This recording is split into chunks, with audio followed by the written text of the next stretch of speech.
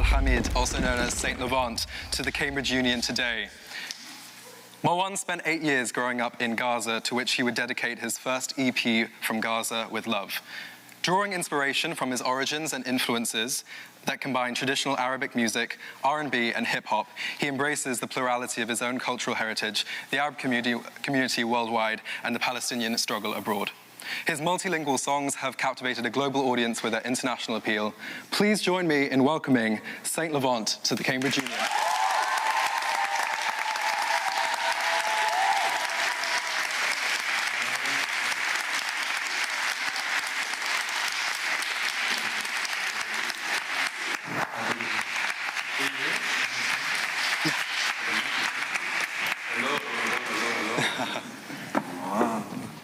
So official. So official. Yeah. Thank you, Habibi.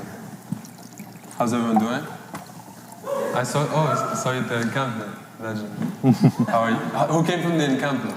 Anyone? Yeah. Oh, yes. Thank you so much for being here today. I mean, thank you, bro. It is such an honor to have you, and I know people are super excited about it, so yeah, it means a lot. Wow. So I think I'm just going to get stuck in.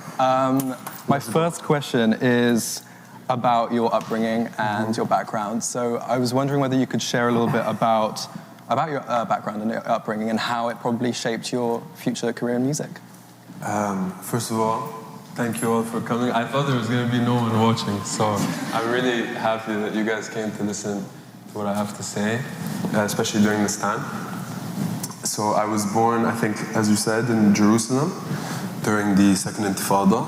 I spent the first 7 years of my life in Gaza in a hotel that my father built called Deira, which was recently bombed, but you know, it will be rebuilt very soon, inshallah.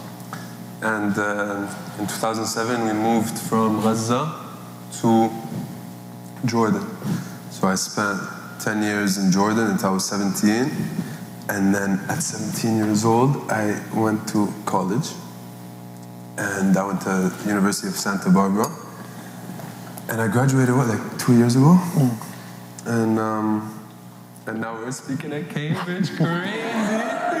Crazy, right? Well, yeah. I mean, so that's my upbringing. That's I was born to a Palestinian Serbian father, half-half, and Algerian French mother, half-half. So I'm 1/4 of each, but obviously dammi Falastini, as they say. My blood is very Palestinian.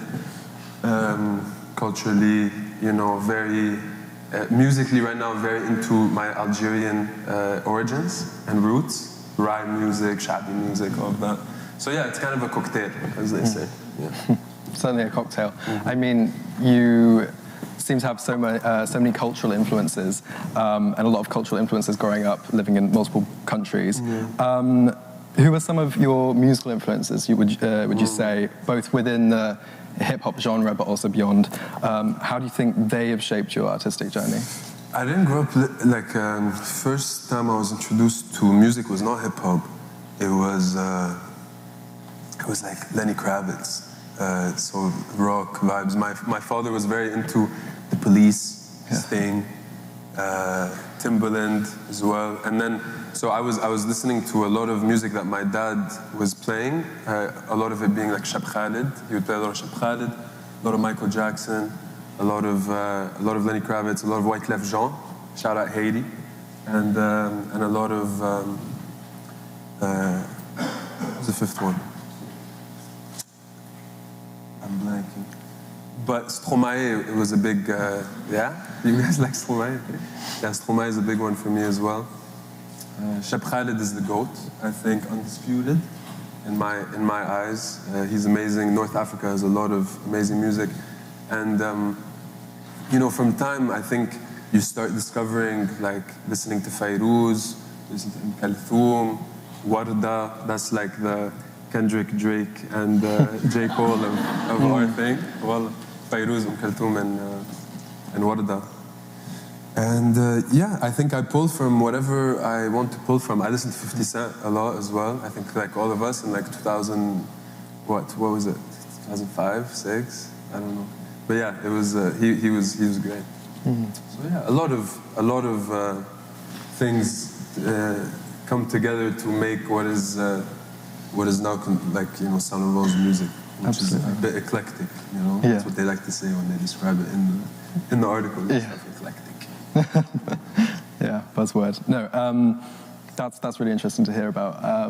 One thing that came across to me, at least, and I think you can't dispute it, is the fact that Palestinian activism seems to fuel you and your work and a lot of the things that you're doing. So being such an integral part of your identity and your music, especially quite explicitly with the recent album, From Gaza with Love, which was incredible, by the way.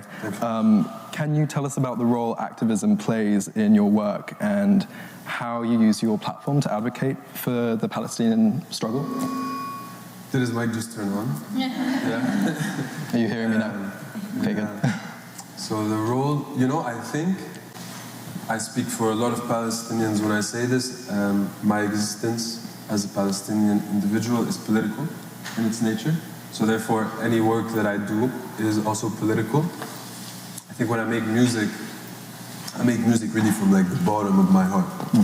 And if there's something that I want to speak about that is an experience that, you know, can be considered a Palestinian experience, such as like exile, for example. I think that's a big one, that a lot of us, it's like, you know, you long for a place that you maybe have never been to. You're missing your roots, but you can't go back. And so it creates this weird relationship with home. What is home? Culture. They're trying to erase our identity. You know, like I was speaking with, in America, maybe it's different to here, but in America, a lot of like Palestinian Americans told me that when they grew up, maybe post 9/11, they were hiding their Palestinian identity, and like they would say they were Italian or Mexican or something, which is crazy to me because, you know, I grew up in the Middle East, so obviously we were always super proud to be Palestinian. But yeah, I think in my work, I say I've always said what I wanted to say, and a lot of it is political in nature because of where I come from, Palestine, a place that is actively people are actively trying to erase our culture, our identity, and all of this. I don't necessarily consider it as activism. I think it's just me speaking my truth, and it's unfortunately political in nature. But also, I think with the platform that I have now, there's a sense of like duty to spread awareness about the atrocities that are happening in the city that I grew up in, man. Like, I see this on, I'm sure all of you are aware, but you're seeing a genocide unfold on your Instagram feed, you know? And I think in 20 years there'll probably be studies about the trauma that comes from watching this every day, you know, because we're obviously glued to our phones. Every Palestinian person has someone that they know. So you're watching, not just in Gaza, also now in the West Bank, they're going in the villages, raiding the banks, blowing up cars. Like, this has been happening for 75 years, but I think what happened after October 7th is a bit unprecedented in the aggression and the attacks, and so I don't know how to describe the feeling of watching, like, you know, children being blown to bits on, like, your Instagram. You know, it's really, it makes all of us really, really sad. And you can't really do, and you know, it's also the survivor's guilt that comes with that. It's crazy, because I'm sat here like at Cambridge, and it's all official and stuff, and then back home, like, you know what I mean? Like, it's haram. These people are begging for like flour to make the bread, and they're like evacuated into the safe zones, whatever the fuck they call them. Sorry, can I swear? That's right. Yeah. You know, the safe zones, and then they make them move again, and then they make them move again, and then you're like, okay, well, this is ethnic cleansing, right? And then they're like, no, it's not ethnic cleansing. But what is it if it's not ethnic cleansing? It's really the cognitive dissonance that pro-Zionist people have in their mind. I don't know how it's happened. It's, you know, a lot of trauma and just years of occupation and this and that. But yeah, I forgot the question. Well, it was just, Sorry. it was just about how the you Palestinian handle activism with your platform. I think every Palestinian that has a platform feels a duty to report on what's happening, spread awareness about what's happening. But personally, for me, I don't consider it as activism, you know, because I think activism is a very specific, like, for example, where's Jannah? That's activism, what you're doing with the encampments, and really, give a round of applause.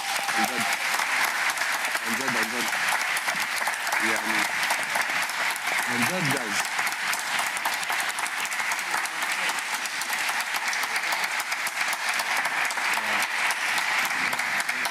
You know, you were telling me when we were on the way that they've divested.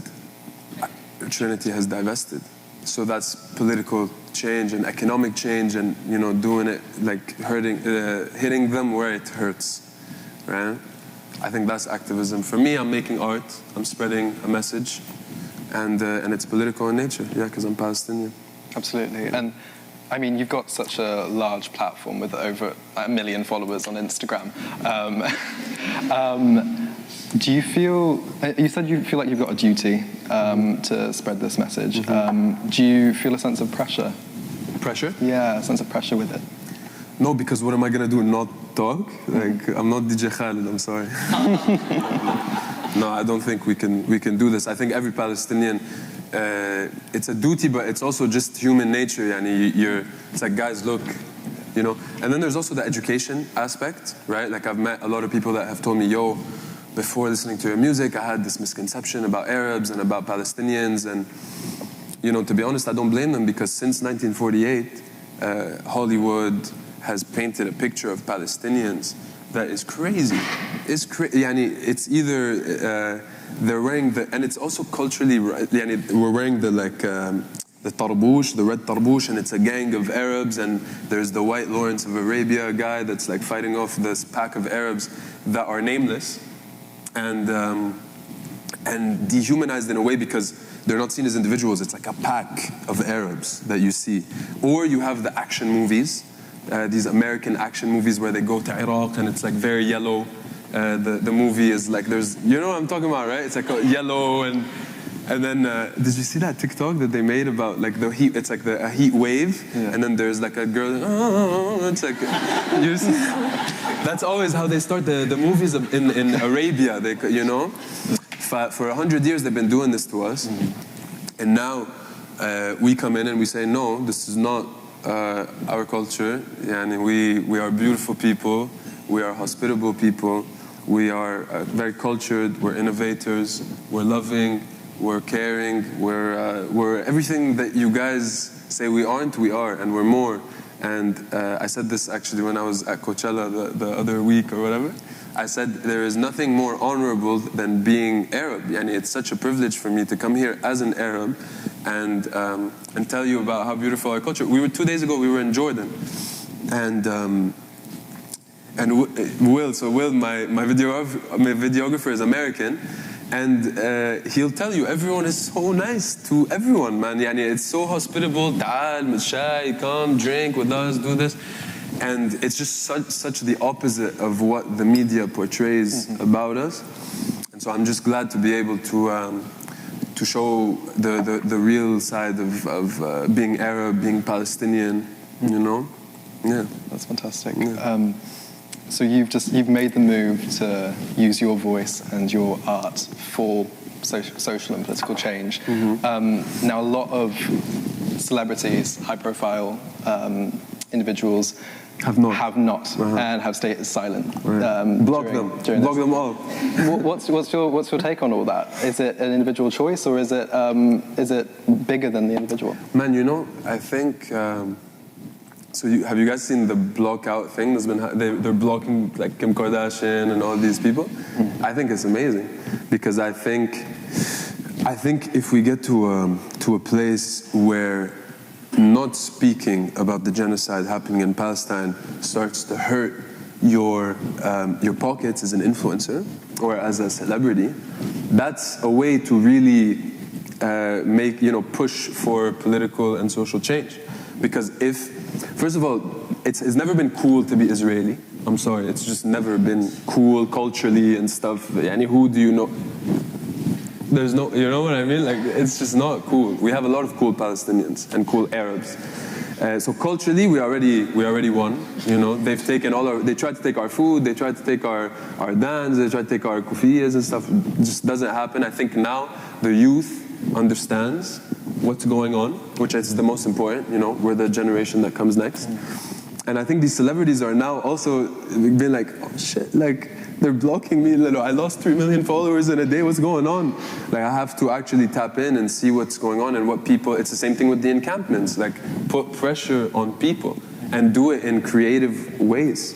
You know, blocking celebrities is crazy because it hurts the ad revenue. And they're not going to get paid because of the ad revenue, which it's so smart, guys. Anjad, big ups to whoever started that trend. It's really cool. I blocked like Justin Bieber the other day. Yeah. No DMs from him then? No. Okay. No. So talking more broadly now about fighting for social causes or spreading messages about those social causes, you touched on other social issues like toxic masculinity in Cage Bird Sing. And of course there's the message of Palestinian liberation with some of your other music. How do you balance the expression, like personal expression, but also fighting for these social causes? For me, I think it's usually more focused on myself because I don't claim to represent anyone other than myself. I've never claimed to, I am this. No, I'm Marwan. It's just me and my emotions. And I think with music, any musician would tell you that like music is therapy and this and that. And I sit in my room and I write a song about how I'm feeling. And if it happens to touch on a broader social thing, it's cool, I'm happy. But I don't go in and I'm like, I need to make a song about Palestinian liberation. Like, that's not how it works, I make music from the bottom of my heart. I'm guided by, sonically, how does it sound? Is it nice? I'm really into Arabic songwriting. These days I'm really trying to get better at writing in Arabic because our language is so beautiful. We have 12 million words in the Arabic language, which is crazy. And it's a very poetic language that we have. I'm trying to get better at that. And I think, like I said, for example, I have a song that I released called 5 a.m. in Paris, where I say in the chorus, je me sens chez moi nulle part. I feel at home nowhere. And this is my problem, right? I feel at home nowhere. But then I look around the room and I can tell that some of you guys also feel at home nowhere. Like third culture, kid vibes. And so these are the people that listen to my music. And it's so cool whenever I get to interact with people that listen to my music, there's always this sense of, oh my God, like, you make me so proud to be Arab, which I'm like, yes, let's go, that's so cool. Or like, I really relate to the lyrics about displacement and being in diaspora, because I think it's a new phenomenon to like, make music about that specifically. But I just make music that I say what I say, and sometimes it ends up touching on broader social issues, and I'm very happy with this. And that multilingual component as well. You're reaching more people just by speaking. Well, that's how I speak, though. That's why I love Lebanon, because they speak English, Arabic, and French there. And I grew up speaking French at home with my family, English in school, and Arabic with the boys, and playing football. I learned Arabic when I used to play in a football team called Al-Wahdat, which is a refugee camp in Jordan, a Palestinian refugee camp in Jordan, and the best football team in Jordan is Wahdat, Fight Me. And I would go to the camp every day after school, and it was kind of it was an interesting experience going, because I went to like an American private school that my mom's job paid for. So I was surrounded by a bit of, like some upper class vibes, and I go to the refugee camp afterwards. And just seeing, like experiencing this also led to just me understanding a bit more like Palestinian displacement within Jordan, how that works. You know, these are like third-generation Palestinians that are living in Jordan that still don't have like proper identification. They can't open up bank accounts and stuff. You know, so the Palestinian plight is not just, you know, one of, it's like, you know, there's also kind of like internal displacement, and there's a lot of prejudice in the Arab world, which is important to recognize and talk about. You know. So you touched on generations. This is like an intergenerational issue. And I mean, there's the whole thing about it's contextual. So what do you think, looking towards the future, is the way out of learning, unlearning intergenerational hate? That's the big... Well, I was with my grandfather 2 days ago, who was born in a city called Safad in the north of Palestine. It's now, you know, cleansed of the Palestinian population that once lived there. The Hadids are also from Safad, and in 1948, he was displaced and had to go to Syria.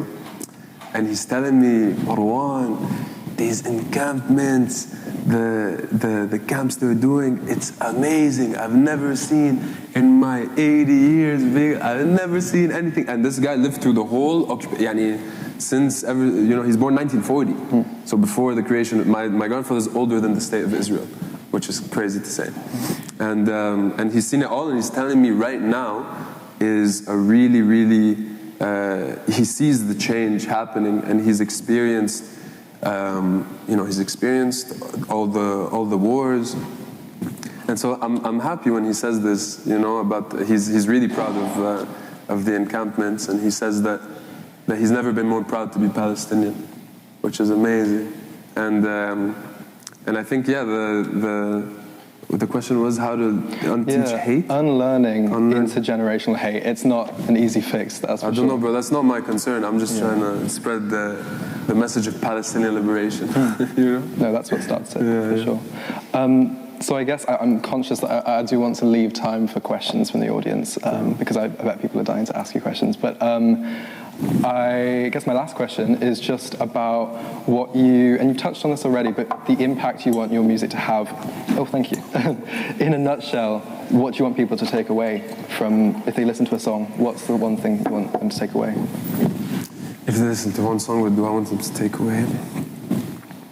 People consume music differently, and I have some songs that are, you know, purely vibes, and I hope that when they listen to the songs, they vibe. And I have some songs that have very deep meanings. So I'm just glad people are listening. You know, it's still kind of crazy to me that I'm out here like you made me a sign that says musician. I'm like, alhamdulillah, you know, we made it. We really made it, you know. So yeah, it's not I make the music, and then however the people want to interact with the music, they'll interact with it. And I'm just blessed that they are interacting with it. Yeah. That's fantastic. Alhamdulillah. I think we'll open up to audience questions now. If anybody has a question, please put your hand up high in the air. Yes, in the pink. There. Hi. Hi. Name and college, please, if that's all right, if you're comfortable. Hi, yeah. Thank you so much for coming. I just wanted to ask, kind of off the back of, like, I've seen a lot about, like, Coachella, for example, kind of, like, not putting your set on YouTube and all of that sort of stuff, which is ridiculous in my opinion, obviously. But I just wanted to ask, like, how do you navigate that ingenuity in, like, the celeb world as such? Because people are so silent, corporations are so sort of pernicious in the way they try and stop you. So I wondered, like, how do you kind of navigate that? I don't, man. I don't care. I mean, I do what I do. And no, I don't need... I don't expect support from anyone. It's me and my team versus the world. It's always been like that. So I don't expect support. When I have support, I say thank you very much, you know. But I don't expect support. I think the celebrity world is weird. I'm not really in it, to be honest. Like my friends are from like high school, and then, you know, there's a new wave of Arab artists that I'm friends with everyone though. In that world, like Bayou, Zayn, Lana Rubani, Faluka, this world of like new diaspora artists that are emerging and making Arabic music. You know, I think Afrobeats had the moment. I think like reggaeton had its moment, the Latin world had its moment. It's our turn, you know, it's our turn. And so I'm happy to be a part of that movement. Obviously, Eliana, amazing singer. Yeah, I'm friends with mostly Arabs, to be honest. Sorry. Cool. Any other questions? Hi, yeah, at the back there, in the white. Thank you so much for coming, especially today, May 19th, remembering the Pontic genocide of Greeks. And I think it's so good that you've come when it's such a universal experience that's happening, and now that it's reached people in our union around the world. It's good to see you here, man. I really appreciate it. Habibi, bro. I just want to say, because my question is very specific and like more about your music. Talk to me. So the song that kind of attracted me to you was Nails, and I thought for some reason just that first line just like really connected with me. And I just wanted to know, like, why do you think it is that they hated on your nails? Why they used to hate on my nails? Okay. Okay. So when I was younger, my father, who's like the coolest guy, if you see my dad, he's a really cool guy, 56 years old, but he's like the cool dad. He used to paint his nails. And so I'm looking at him like, that's kind of cool. So I paint my nails too. And yeah, I go to school, and obviously everyone's like, what's this? What are you doing? No. And now those same people are like asking me for an internship, or asking me for like, you know what I mean? I just had to make a song and flex on them a little bit, because like, respect yourself, you know? Like, don't ask me for an internship. You used to also like earrings, you know? I always did what I wanted to do, and to go into the toxic masculinity thing. I never subscribed to like the accepted sort of books as to, you know, what a man should do or should be. I just, khalas, you know, I wanted to wear nail polish, yani adi. And people didn't like it because they're insecure, as I say in the song. I think so. I think that's, you know, one of the main things. Yeah, so if you used to do that, then don't come talk to me now. Stay away, please. Yeah. Thank you. Great question, thank you. Yeah, in the glasses right. Oh, I don't know if I can see properly. Just you. Yeah. We can get the mic to you. Hi, thank you for coming. I was wondering, do you see your lyrics as poetry, and do you see yourself as a poet? Wow. No. No, I don't. But I recently became friends with Mustafa the poet. If you guys know who that is, that's my boy. Shout out Mustafa. He's a poet. But do you think I'm a poet? I emailed you. I'm the president of a poetry society. Wow. I think you're so poetic. Oh, Habibti, thank you. Thank you. Well, I'm inspired by poets like Mahmoud Darwish, Zarqabbani, like the Arab world has some great poetry. So I'm definitely inspired by poetry. And if you think I'm a poet, then, you know, maybe. Cool. But thank you. Cool. Thanks for the question. Anyone else? Yes, right here in the second row. Yeah, in the black. That's you. Yeah. Thank you so much. Hi, thank you so much for coming. I've really enjoyed your talk. Thank you. I was just wondering, because I first sort of became attracted to your music because of the like multilingual aspect, and then obviously fell in love with so much more. But I'd love to know how you kind of conceive of that, like, and how you think that's helped you connect to people, or how you choose which bits to write in which language. I find that really interesting. Thank you. Sometimes I'm writing, and I can't write anymore, and I'm like, okay, let me switch languages. Maybe it'll be easier. So sometimes it happens like that, literally, just to like fill the gaps. But now I'm trying to be a bit more methodical. Yeah, methodical. Methodical? Yeah. Like more thought out. Because I realized that not everyone speaks 3 languages. And when I started doing like shows, I'm singing like, you know, 3 languages in one sentence, and no one is singing with me. And I'm like, bro, like, I want to have people sing it with me, you know? So now I'm starting to try and you know, make it more like, okay, 1 verse in Arabic, maybe 1 verse in French. Because before it was a bit intense, man. Like it was, you know. Yeah. But I like writing in 3 languages. I think it's cool. Yeah. Thanks. Yeah, in the yellow. Sarah. Hey. Back on the languages question. You talk about people feeling a bit homeless, and then I think that's especially prevalent in 5 a.m. in Paris. And I wanted to ask, what does you being bilingual mean to you? What does language mean to you? Sorry. My bad. Sorry, not to flex. No, because I think as someone who's also trilingual, sometimes I struggle, especially if you're not able to use that language as often as you'd like to. You start to feel disconnect. Yeah, so facts. how does those what do those languages mean to you in your identity? Wow. Okay, English, man. Arabic to me is the language that I love the most, and is the language that I can probably improve the most in. I'm fluent in Arabic, but I think a lot of Arabs will tell you that they're not. The Arabs living outside of the Arab world will tell you that they want to get better at Arabic. And this is the movement that I'm trying to start with everyone. Let's learn Arabic. I'm trying to do lessons and stuff, to get better. Because when you're not living there and you're not speaking day to day, you get disconnected. And I feel like it's a real thing. I'm funnier in Arabic than in English. Jokes in English don't hit that hard, in my opinion. French is like the family. I speak French with my parents and with my grandparents, and then English is. I just was raised in an English institution, in an imperial institution. You know what's crazy? Speaking on that, so I went to a school in Jordan, and I hope that someone from the school in the administration is watching this, because it's actually kind of crazy. This school was founded, I think maybe in the 60s, and didn't accept any local students until the late 90s or early 2000s after a lot of protest.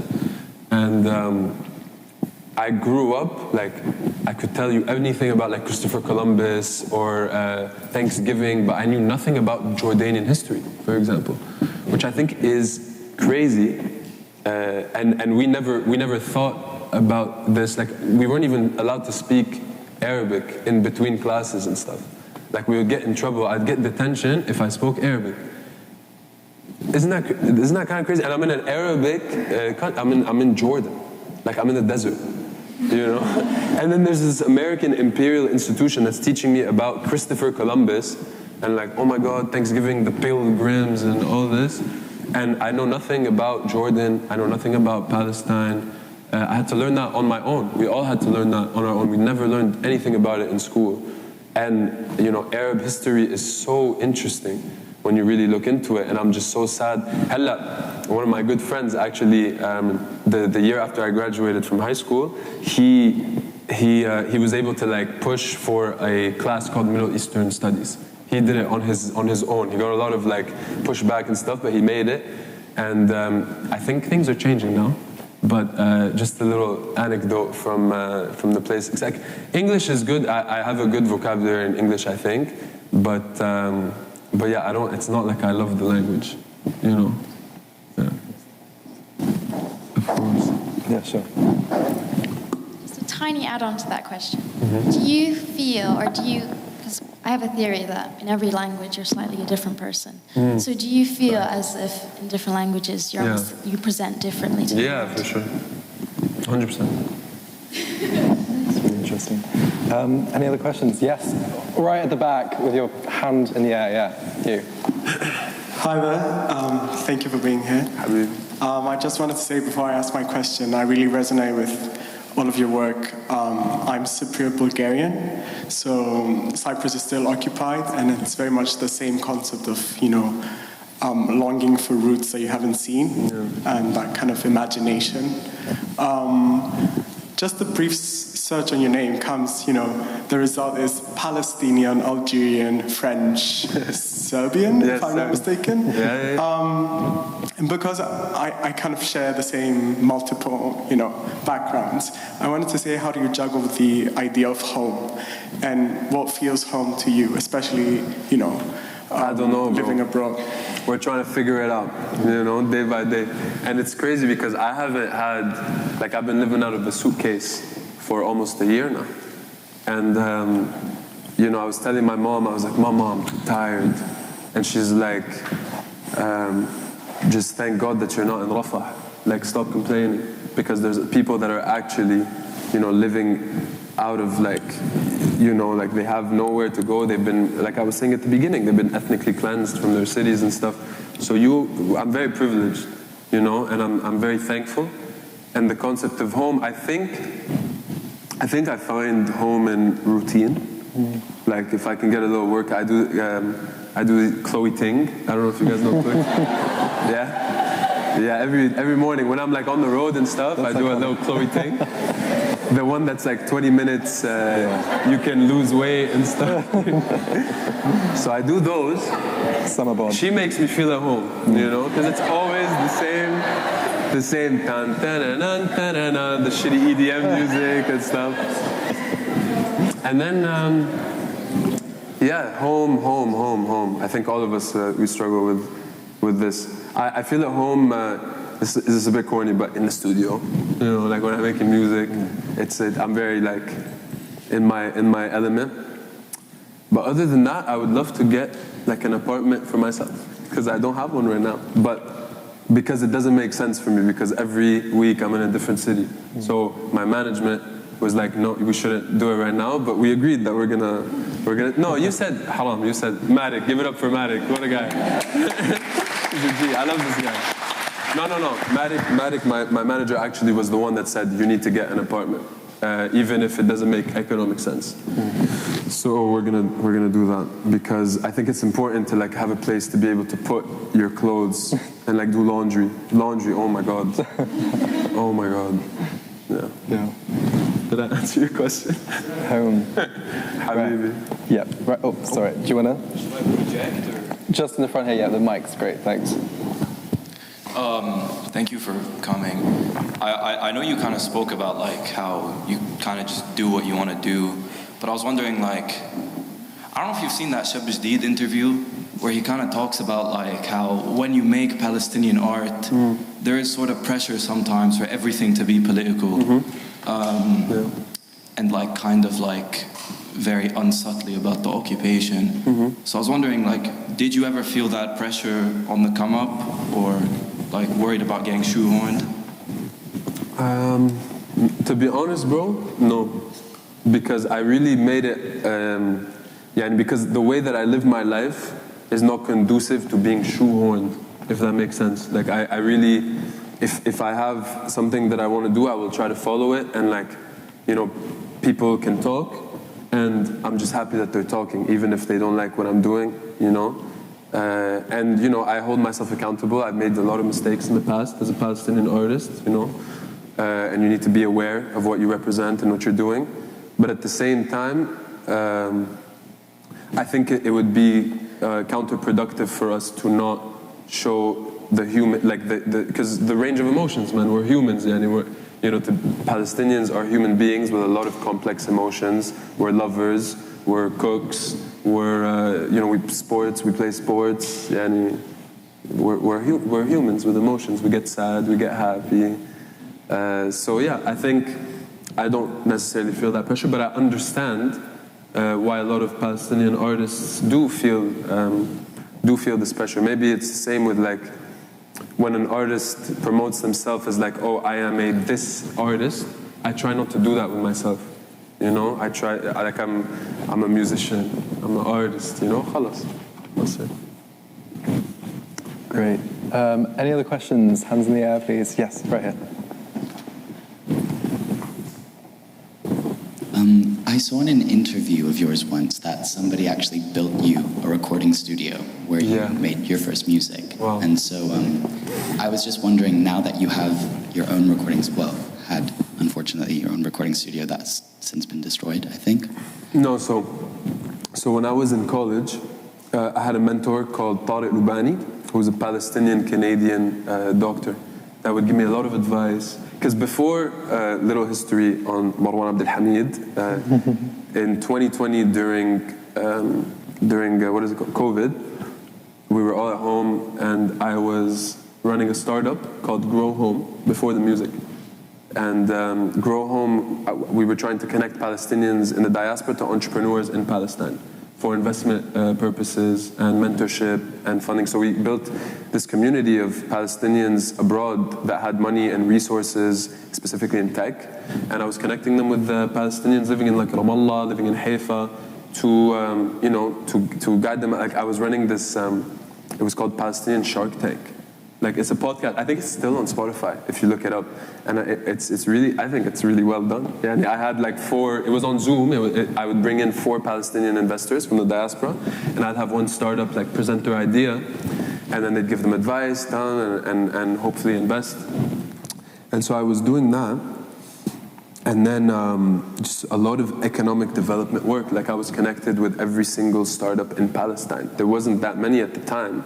But we were really trying to see and understand like how does foreign aid hinder and impact the economic development of a place under occupation. You know, it's a lot of things that are holding Palestinians back. You know, notably foreign aid after the Oslo Accords. In 1993, like all these like Swiss governmental and like the Norwegians and stuff, they came in and they created this like dependency on foreign aid that's been well documented. It's not just a Palestinian phenomenon; it's all across Africa, and so we were really trying to push for more startups and job creation through that. But I was like 19 speaking with the World Bank, and then I had a moment where I was like, bro, I'm 19, like. I can do this maybe when I'm 30, when I'm 40, but the music, I can't do when I'm 30, when I'm 40. So I decided to dedicate, because my whole life was Grow Home. I was really doing Grow Home and trying to find a business model for it, and I was doing talks just like this, but talking about like, the Palestinian tech ecosystem. And then I went to Tariq and I was like, okay, what do I need to do to become, and I had released some songs since then, but I wasn't like fully dedicated to it. And I saw what happened when I put my mind to something with Grow Home, and I was like, let me take these like 12, 13 hours that I'm spending on Grow Home, let me put it to music. Let me give myself a year. It was the last year of college. And so Tariq Lubani, what a G. I told him, bro, I need $5,000 to, I just told him, bro. I was like, yo, I really need $5,000 because I need to buy a mic. I need to buy an interface, I need to buy 2 speakers, I need to buy headphones, I need to buy like a cloud lifter and stuff. And I made him a budget, and he gave me the $5,000 because I wanted to make music at home. I didn't want to like depend on anyone. I just wanted to get better at music by myself at home. I'm a bit shy when it comes to making music too. Like I want to like make music on my own and like sing without anyone hearing me. He gave me the $5,000. Allah, he's such a G. And then that was what birthed the 2048 Foundation, which is a foundation that I created, where we basically just fund Palestinian creative projects. So I think what you were referring to, we built a studio for a wonderful guy called Adam Ghanem, who actually started the first like hip-hop label in Gaza called Manjam. And he applied to the foundation. We, with this idea of Manjam as a Palestinian hip-hop label, with a lot of different artists and stuff, and it obviously really spoke to my heart. So we funded, we gave him $25,000, and with some of that money, we built up like an actual recording studio in Gaza for him and his crew, which was bombed, obviously, and he's now in Egypt. But the goal is obviously to rebuild it. The goal is for all of the Palestinians that have gone to like mainly Egypt to come back, obviously, after this is over. And the goal of the 2048 Foundation is to bring Palestinian ideas to life, because there's so many Palestinian ideas. And if you come to me with a plan and a budget and a vision, I will fund it. That's the goal. And I have a great team working on this. Shout out Stephanie Mkhaybar, shout out Mirna. My brother's working with us as well. And it makes me super happy what we're doing, because I remember when I needed the $5,000, it just changed my life, man, having that recording studio, being able to sit at home all day. So I'm really happy that now I get to do that for other people and fund their ideas and their dreams, specifically Palestinian ones. So, yeah. I suppose my question with the 2048 Foundation is, because you work with so many young Palestinian artists, I'm assuming in and out of Gaza, how do you think the genocide that's happening right now is going to shape the future of these young Palestinian artists? How's it going to shape the future? Well, I think a lot of these kids are traumatized, obviously. And I think, you know, as horrible as it might sound, trauma, like a lot of good music is made from trauma across nations, across races and stuff. I think a lot of good music will come out of it, hopefully, if anything. And these kids, man, they have stories to tell. Yani, it's crazy. You sit with them. And for example, MC Abdul, I don't know if you guys know MC Abdul, he's a 15-year-old rapper. We made a song together, such a cutie. And like you talk to this guy and he's a 35-year-old man, like fully, you know, in a 15-year-old body. It's so funny to see. They have ideas, they have visions, they have stories to tell, and God protect all of them. Great, thank you. Any other questions? Yes. Please, Jenna. Right there, come on. So you said that you're from Saint Levant, and I think, so welcome, I mean, everyone is welcome to always come by the encampment. Every day at 6 p.m. we do a news briefing, but I think one of the things that's really important is just centering Gaza and centering Palestine, and centering where our families are from, because 80% of the population that is in Gaza was displaced during 1948, and so these are people who are 3 generations out getting displaced again, and some of them in the last 10 days have been displaced. The numbers are 900,000 Palestinians have been displaced in the last 10 days, and some of them have been displaced now for the 15th time. So if we think about the families, their villages, their stories from 1948 until now, like you said, your grandfather was born before the Nakba. My grandfather was born before the Nakba, Allah yarhamu. I think seeing this space and who comes into the union and putting it on record, but I would love if you could tell us a little bit more about Safad and your time in Jerusalem, maybe your time in Gaza, but what does your family's home village look like, and what are the stories that you've heard about Safad? I've never been. Well, I've never been to Safad. Tell us about like, Safad or Al-Quds or Gaza, but like... So I'll tell you a story about Safad. Yeah, I'll tell you a story about Safad. My grandfather went back with my dad, I think 5 years ago, and they went to try and find my grandfather's home that he was like born in, raised in. And they went and they were trying to find, and my seed was like, oh, I remember this street, no. They find the house. It's a museum for Bulgarian Jews. The house. Crazy. Like he walks in and his house is fully just like a museum. And we got it on, like my dad was filming it, and that city of Safad is fully cleansed of the Palestinian population, and ethnic cleansing on display. So I've never been to Safad, I'm not allowed. But I heard it's beautiful. I heard it's a beautiful city. And to add on to what you said, yeah, Gaza, what's the percentage of refugees? 80%. Yeah, 80% of people from Gaza are not from Gaza. Like before October 7th, before everything, you know? Because a lot of people tapped into what's happening in Palestine after October 7th. And it's very important to remind everybody that we have been under occupation for 76 years now. The memorial for the Nakba was like 3 days ago or something. Last Wednesday. This is not a recent, it's like October 7th is not this is 75 years of occupation, right? Yeah. Thank you so much for your question. Any other questions? Anyone else? No, I think that's it. I think, yeah. I think on behalf of everyone, it's been such a pleasure having you. No, there's one more. Oh, okay. Maybe we can squeeze another one in. Yeah. Hi, thank you so much for coming. Some of my best friends in the world are Palestinian. I think you guys are wonderful people. Thanks. I love your music. I was just wondering, could you sing something for us? Sing something on the spot. Okay. You made me shy, خجلتيني. If you're comfortable. No, I'm not gonna. Guys, this is like an academic. No, but I can sing you something in private. If you want.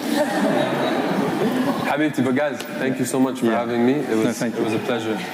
Cool. I think everyone put your hands together for Saint Levant. Okay,